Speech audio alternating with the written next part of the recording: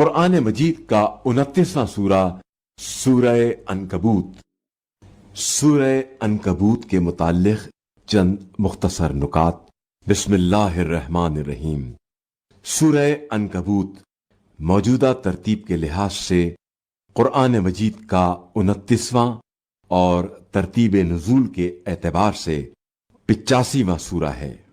یہ سورہ مکہ مکرمہ میں نازل ہوا۔ اسے سورہ عنکبوت اس لیے کہتے ہیں کہ اس سورے کی 41ویں آیت میں بت پرستوں کے غیر خدا پر اعتقاد کو مکڑی کے گھر سے تشبیہ دی گئی ہے، اور عنکبوت عربی میں مکڑی کو کہا جاتا ہے۔ آیت نمبر 32 سے واضح ہوتا ہے کہ نبی کے پہلو میں ہونا یا نبی کی بستی میں آباد ہو جانا یا نبی کی زوجہ ہونا عذاب الہی سے بچانے کی ضمانت نہیں ہے، کیونکہ اللہ کے عذاب سے صرف اعمال صالح کی وجہ سے محفوظ رہا جا سکتا ہے۔ جبکہ حضرت لوط علیہ السلام کی بستی، قوم اور زوجہ سب اس لیے ہلاک ہو گئے کیونکہ ان لوگوں کے اعمال اچھے نہیں تھے۔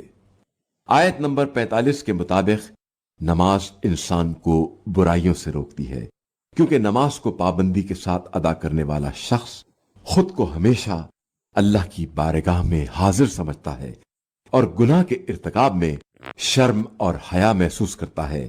یہ آیت کریمہ ہمیں دعوت فکر دے رہی ہے کہ ہماری نماز اپنا حقیقی مقصد پورا کر رہی ہے یا نہیں۔